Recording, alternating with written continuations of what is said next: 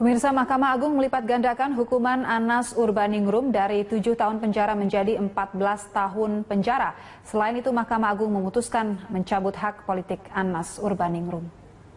Anas juga wajib mengembalikan uang dalam korupsi di proyek Hambalang sebesar 57 miliar rupiah. Majelis selain menjatuhkan hukuman pidana pokok, juga menjatuhkan pidana tambahan pencabutan hak-hak tertentu, yaitu mencabut hak dipilih untuk menduduki jabatan publik. MA menilai keliru pertimbangan pengadilan tingkat pertama dan banding yang menyatakan bahwa hak Anas Urbaningrum untuk dipilih dalam jabatan publik tidak perlu dicabut. Mengingat untuk memperoleh jabatan tersebut tergantung kepada publik sehingga harus dikembalikan kepada penilaian masyarakat. Sebelumnya Anas dihukum 8 tahun penjara oleh Pengadilan Tipikor di September 2014. Kemudian diperingan oleh Pengadilan Tinggi Jakarta menjadi 7 tahun.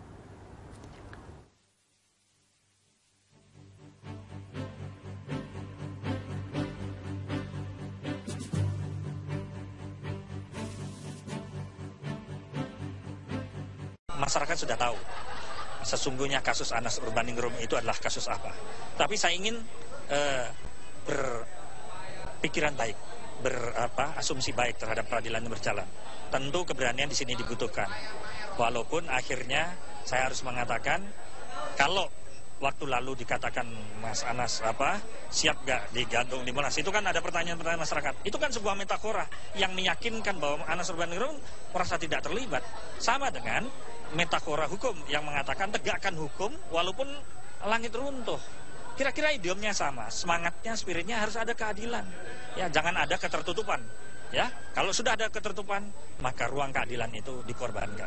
Berbicara mengenai keadilan, bisa dikatakan ini kan kali pertama ada klausula semacam pencabutan hak politik dari kasus ini dan ini menguatkan sifat politisnya dibanding dengan fakta hukumnya. Seperti apa tanggapan dari pihak Anas terhadap hal ini? Ya, ini realitas kasus Anas Urbaningrum tidak bisa dipisahkan dari realitas sebelumnya. Saya menyebutkan istilahnya political incident karena perjalanan kasus Mas Anas tidak bisa dilepaskan dari interaksi posisi Mas Anas Urbaningrum ketika menjadi atau terpilih sebagai ketua umum. Kemudian muncul kasus hukumnya. Pertanyaannya kemudian, apakah ini memang berbeda? Ataukah jangan-jangan hanya karena memenangkan dalam Kongres Partai Demokrat kemudian akhirnya Anas harus dihadiri? Ya, ini yang tidak boleh terjadi. Tragedi hukum semacam ini adalah penegakan hukum yang tentu memiliki rasionalitas yang paradok kalau saya boleh mengatakan. Saya menginginkan peradilan dengan nalar sehat atau akal sehat ini terjadi pada kasus Anas Urbaningrum. Kemudian tadi Pak Firman sempat menyinggung tentang keberanian. Hari ini dikabarkan Anas juga akan melakukan konferensi pers sebelum naik ke atas. Apakah ada hal-hal lain yang akan dibicarakan oleh Anas terkait kasus ini? Atau mungkin istilah-istilah lain setelah sebelumnya kemarin ada, kita juga tahu istilah Pinocchio yang mungkin disebut oleh Pak Anas? Ya, Mas Anas itu selalu hadir dengan istilah-istilah yang segar. Ini sebenarnya menunjukkan bahwa Mas Anas sebenarnya secara psikologis, secara moral tidak ada problem dengan kasus hukum ini.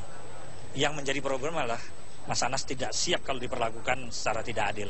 Dia menginginkan justice is fairness, peradilan ini dengan keterbukaan, dengan kejujuran, apa adanya. Ya.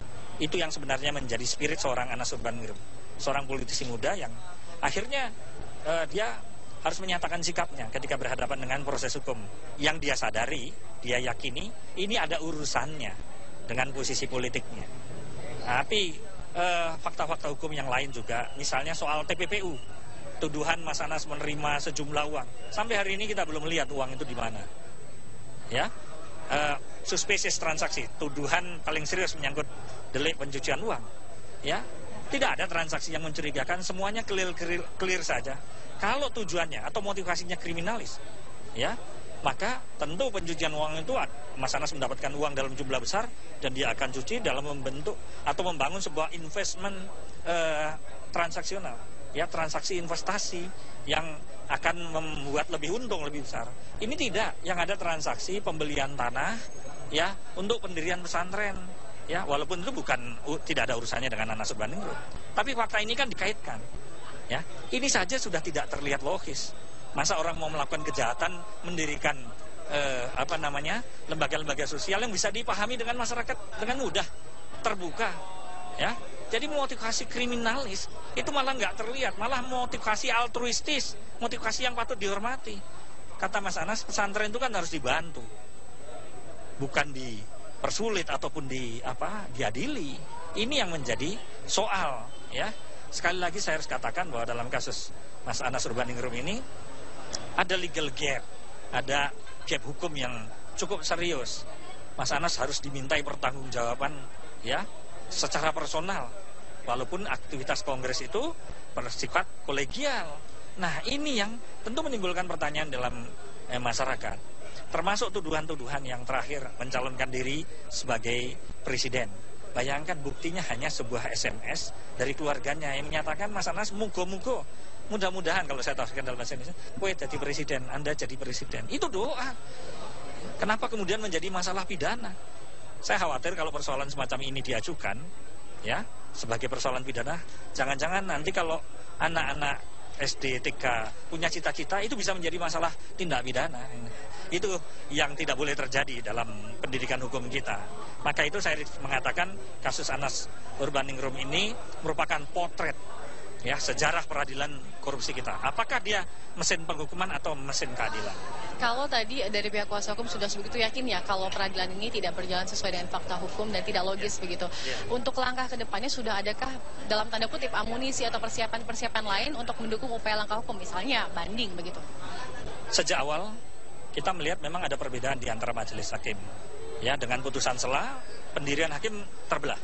Ya, saya menduganya ada 3 kemungkinan dalam putusan ini. Pertama, putusan itu, pertimbangan hakim itu bisa bersifat animus opinion, opini yang bulat. Tapi bisa terjadi yang kedua, concurrent opinion, opininya terpecah pendapatnya, tapi putusannya sama. Yang terakhir bisa dissenting opinion, memang betul-betul terpecah. Kita tunggu saja 3 kemungkinan putusan ini akan terjadi pada kasus Mas Anas Urbaningrum. Saya agak meyakini itu karena sejak awal pendirian atau perbedaan itu memang sudah terlihat pada majelis hakim. Tapi sudah ada pembicaraan sebelumnya dengan Pak Anas langsung belum, Pak?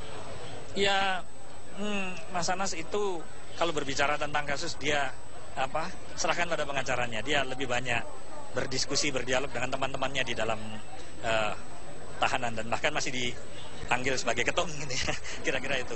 Kemudian terkait dengan persidangan ini sudah ada pihak keluarga mungkin yang juga sudah datang atau Bapak mengetahui ada beberapa orang dari loyalis juga yang akan datang ke sini untuk memberikan dukungan moral terhadap Anas? Ya, sejak awal pengungkapan kasus Mas Anas sampai hari ini memang begitu banyak dukungan dari teman-teman dan sebagainya yang saya juga tidak bisa mengenali satu persatu. Hampir di seluruh penjuru tanah air lah kira-kira, dari yang paling dekat sampai daerah yang terjauh datang ke pengadilan Mas Anas Urbaningrum. Saya percaya bahwa dukungan itu akan terus datang kepada Mas Anas. Baik, terima kasih Pak Firman atas waktunya. Pemirsa, tadi sedikit bincang-bincang kita dengan Firman Wijaya dan saat ini seluruh awak media juga sudah bersiap untuk menyambut kedatangan dari Anas Urbaningrum yang memang saat ini sudah terlihat persiapan dari sejumlah penjaga dari gedung Tipikor dan juga pihak keamanan dan juga awak media yang secara beramai-ramai ingin mendapatkan statement dari Anas Urbaningrum.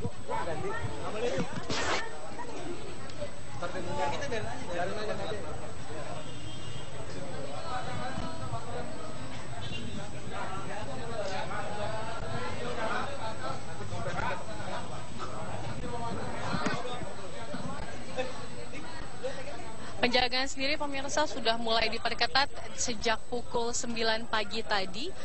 Apel juga sudah dilaksanakan dan khusus untuk hari ini penjagaan memang ekstra di pengadilan Tipikor karena ada sekitar 400 personil yang di BKO-kan begitu ke pengadilan Tipikor. Ini berjumlah 400 untuk 4 ring penjagaan keamanan. Nanti di setiap titiknya mulai dari ruang sidang kemudian pelataran pengadilan Tipikor hingga ke arah jalan atau ke arah lalu lintas akan dijaga kurang lebih oleh 100 personil dan ini gabungan dari Polsek, Polda dan juga Polres. Tidak hanya dari Brimob tetapi juga dari Sabara, kemudian dari tim intelijen, dari tim Polantas, kemudian dari seluruh fungsi kepolisian terkait yang memang turun langsung pada hari ini untuk menjaga keamanan dan ketertiban di sekitar pengadilan Tipikor jelang sidang putusan terhadap Anas Urbaningrum. Dikabarkan pula nanti akan ada kurang lebih long march yang juga dilakukan oleh aksi ataupun oleh massa yang berjalan nanti dari KPK menuju ke Pengadilan Tipikor kurang lebih berjumlah 500 orang. Dan sementara itu pemirsa, kita kembalikan dulu ke studio. Bina Apratima, terima kasih langsung mengabarkan langsung dari depan gedung Pengadilan Tindak Pidana Korupsi. Dan berikut gambar yang kami tampilkan di 2 titik. Yang pertama di Rumah Tahanan Komisi Pemberantasan Korupsi Jakarta, kemudian di depan gedung Tipikor. Wartawan sudah mulai siap-siap untuk menunggu kehadiran terdakwa Anas Urbaningrum. Ya, dan direncanakan begitu tiba di depan gedung Tipikor, sebelum kemudian masuk nanti ya ke lantai 2 menjalani persidangan vonis hari ini, Anas dijadwalkan juga akan memberikan keterangan pers terlebih dahulu. Nah, ini yang kita tunggu ya, Andro, apa kemudian yang akan disampaikan? Akankah kemudian ada kalimat-kalimat yang kembali menggelitik publik gitu, yang seperti biasa diungkapkan oleh seorang Anas Urbaningrum ini? Dan dalam beberapa kesempatan sebelumnya memang tim pengacara dari Anas juga sudah menyatakan bahwa kliennya diharapkan pada sidang pembacaan vonis hari ini akan mendapatkan vonis yang memang adil begitu ya dari pihak majelis hakim yang merujuk ke beberapa fakta persidangan yang sudah dihadirkan selama ini. Anas dituntut hukuman 15 tahun penjara dan denda 500 juta rupiah, subsidiar 5 bulan kurungan. Dia terbukti melakukan tindak pidana korupsi dan pencucian uang. Anas juga diharuskan membayar uang pengganti sebesar 94 miliar dan 5,262 juta yang dapat disebut sebagai hukuman tambahan. Lalu bagaimana kondisi di Rumah Tahanan Komisi Pemberantasan Korupsi? Ada reporter kami, Tisa Noveni, akan mengabarkan apakah estimasi waktu sekitar 30 menit lagi yang dijadwalkan oleh Tipikor, sidang vonis Anas Urbaningrum akan segera dimulai. Langsung kita bergabung bersama Tisa Noveni langsung dari rutan KPK. Baik, terima kasih Andro. Memang ini sekitar 30 menit lagi menuju jadwal persidangan sidang vonis Anas Urbaningrum terkait kasus tindak pidana korupsi dalam proyek Hambalang dan juga tindak pidana pencucian uang serta sejumlah kasus-kasus lainnya yang membelit mantan Ketua Umum Partai Demokrat Anas Urbaningrum. Memang nanti sekitar pukul 14 waktu Indonesia Barat di Tipikor akan digelar sidang vonis Anas Urbaningrum yang diketuai oleh Ketua Majelis Sidang yaitu Haswandi. Tapi pemirsa, hingga detik ini pukul 13:30 belum terlihat ada tanda-tanda Anas Urbaningrum akan bergerak menuju Pengadilan Tipikor yang hanya berjarak sekitar mungkin 500 meter saja dari tahanan KPK ataupun di gedung KPK ini. Dan pemirsa, juga terlihat dari pintu tahanan gedung KPK di Kuningan Jakarta Selatan ini tidak ada pengamanan yang berarti ataupun juga mobil tahanan yang akan membawa atau menjemput Anas menuju gedung Tipikor. Tapi tadi kami sempat bertanya kepada salah satu pihak petugas keamanan di gedung KPK ini menyebutkan bahwa Anas nanti akan pergi sekitar pukul 13.30 menit. Dan kita melihat bahwa saat ini sudah ada mobil tahanan KPK yang kemungkinan akan membawa Anas Urbaningrum untuk menuju ke gedung tindak pidana korupsi untuk menjalani persidangan yang diagendakan berlangsung pukul 14 waktu Indonesia Barat. Dan kita sama-sama menunggu apakah Anas akan keluar dari gedung KPK ini, dan memang sepertinya mobil tahanan KPK ini yang akan membawa Anas ke gedung KPK. Dan kita melihat ada sejumlah wartawan yang berjaga-jaga di depan pintu berharap untuk mendapatkan mungkin sedikit statement dari Anas Urbaningrum sebelum menjalani persidangan terakhirnya dengan agenda membacakan vonis Anas Urbaningrum. Seperti kita ketahui pemirsa bahwa sebelumnya dalam tuntutan jaksa penuntut umum dari KPK menyebutkan bahwa Anas dituntut oleh jaksa penuntut umum kurungan penjara selama 15 tahun dan juga denda 500 juta rupiah, subsidiar kurungan 5 bulan penjara, kemudian mengganti kerugian negara atas kasus tindak pidana pencucian uangnya sebesar sekitar 96 miliar rupiah lebih, kemudian sekitar juga 5,24 juta US dollar, kemudian pencabutan hak Anas untuk dipilih menjabat sebagai pejabat publik, serta mencabut izin usaha pertambangan Anas di Kutai, Kalimantan. Baik, Tisa. Saat ini kita masih menunggu pemirsa Anas untuk menuju ke gedung Tipikor. Tisa, dari gedung KPK, Tisa, apakah Anda melihat kerabat atau mungkin keluarga dari Anas Urbaningrum yang ikut mendampingi untuk menuju ke gedung Tipikor? Ya, Andro, tidak terlihat ada kerabat, keluarga, ataupun pendukung Anas yang akan mendampingi Anas menuju gedung Tipikor. Tadi kami juga menunggu, memang ada informasi yang beredar di kalangan wartawan, dan kami juga sempat mengkonfirmasinya ke pihak keamanan di sini, menyatakan bahwa memang sebetulnya diagendakan ada sebuah ormas, yaitu HMI, yang akan melakukan orasinya di depan gedung KPK sekitar pukul 11 waktu Indonesia Barat. Namun dari pagi hingga pukul 13.30 menit ini, kami belum melihat adanya tanda-tanda kedatangan dari ormas tersebut. Tampaknya Anas Urbaningrum akan menuju ke gedung KPK, atau maksud kami ke gedung Pengadilan Tindak Pidana Korupsi ini sendiri dengan dibawa mobil tahanan KPK. Tisa, kalau dari Dan Andro memang Tisa, kami tadi mendapat informasi dari reporter kami Mina. Dari gedung Tipikor ada pengaman ekstra, yakni 400 personil yang mengamankan di 4 ring, baik itu di luar gedung Tipikor maupun di dalam ruangan sidang. Lalu bagaimana bentuk pengawalan pengamanan di gedung KPK saat ini berdasarkan pantauan Anda? Ya, dari pantauan kami dari sejak tadi pagi hingga siang hari ini tidak ada terlihat pengamanan ekstra.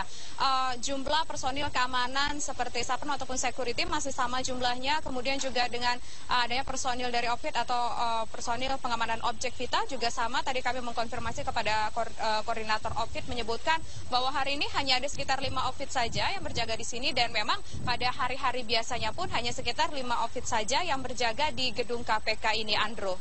Ya, Tisa, Anda tadi menyebutkan pada pukul 13.30 Anas baru akan meninggalkan rutan KPK. Dari sana apakah juga Anda mendapatkan informasi di situ, kemudian Anas juga akan memberikan sedikit keterangan persnya seperti yang sudah dijanjikan tadi di depan gedung Tipikor?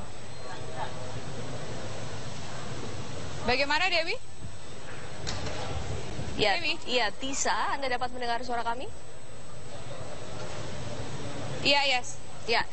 Apakah bisa diulangi, Dewi? Ya, di saat nanti Anas Urbaningrum keluar dari rutan KPK, apakah juga Anas kira-kira akan memberikan keterangan persnya? Ya, kami belum mendapatkan informasi terkait dengan hal ini karena memang kita ketahui bahwa rutan KPK ini sendiri, pemirsa, sangat tertutup bagi kalangan wartawan untuk masuk ke dalamnya, dan kita berharap Anas bisa memberikan statementnya sebelum berangkat menuju ke gedung Pengadilan Tindak Pidana Korupsi untuk mengetahui bagaimana tanggapannya terhadap kemungkinan apa kalau nanti sejumlah tuntutan jaksa tersebut dipenuhi oleh hakim pengadilan Tipikor, Dewi. Kita berharap Anas bersedia memberikan keterangannya. Ya, Tisa, kalau dari pihak KPK sendiri, apakah terpantau hingga siang hari ini juga Anda sempat berbincang mungkin, atau ada dari pihak KPK yang sudah memberikan keterangannya terkait vonis Anas hari ini? Ya, hari ini dari pihak KPK belum ada yang memberikan statement ataupun tanggapan terhadap dengan rencana sidang agenda dengan vonis sebagai terdakwa di sini Anas Urbaningrum. Tapi yang jelas sebelumnya beberapa waktu yang lalu kami sempat mendapatkan informasi bahwa salah satu pimpinan KPK, Bambang Wijayanto, menyebutkan berharap agar tuntutan jaksa yang pernah dibacakan sebelumnya dalam persidangan Anas dapat dipenuhi atau dapat diputuskan sesuai dengan keinginan tuntutan jaksa pada Anas, di mana diharapkan seperti yang saya sampaikan agar Anas bisa dihukum semaksimal-maksimal dan seadil-adilnya dengan tuntutan sekitar 15 tahun penjara, subsidiar dan juga kurungan denda sekitar 500 juta rupiah, serta subsidiar kurungan 5 bulan penjara, kemudian juga pencabutan haknya untuk dipilih menjadi pejabat publik. Dewi, dan saat ini pemirsa, saya sudah berada di depan gerbang tahanan atau gerbang rutan KPK di gedung KPK di Kuningan, Jakarta Selatan. Mungkin dalam waktu beberapa menit lagi Anas Urbaningrum akan keluar dan kita akan mendengar kira-kira statement apa yang nanti akan diberikan Anas sebelum beranjak meninggalkan KPK menuju Pengadilan Tipikor. Dan saat ini juga ada sejumlah wartawan yang berjaga-jaga di sini sama-sama ingin mengetahui apa statement Anas terkait dengan kasus yang tengah melilitnya, dan mungkin ini merupakan babak akhir dari perjalanan kasus hukum yang membelit Anas Urbaningrum terkait dengan kasus tindak pidana pencucian uang, pemirsa.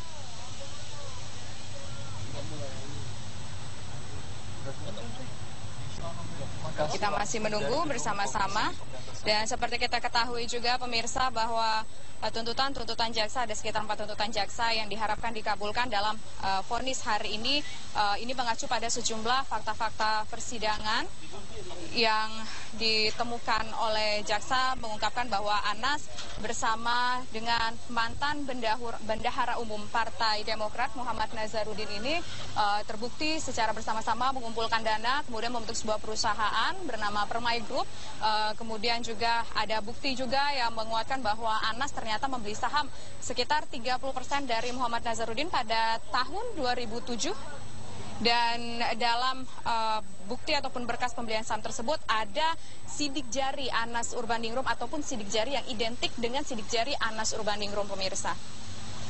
Dan juga disebutkan bahwa Anas menerima gaji dari Permai Group setiap bulannya. Ini terlihat dari pembukuan Permai Group yang diungkapkan juga oleh Yulianis dalam persidangan.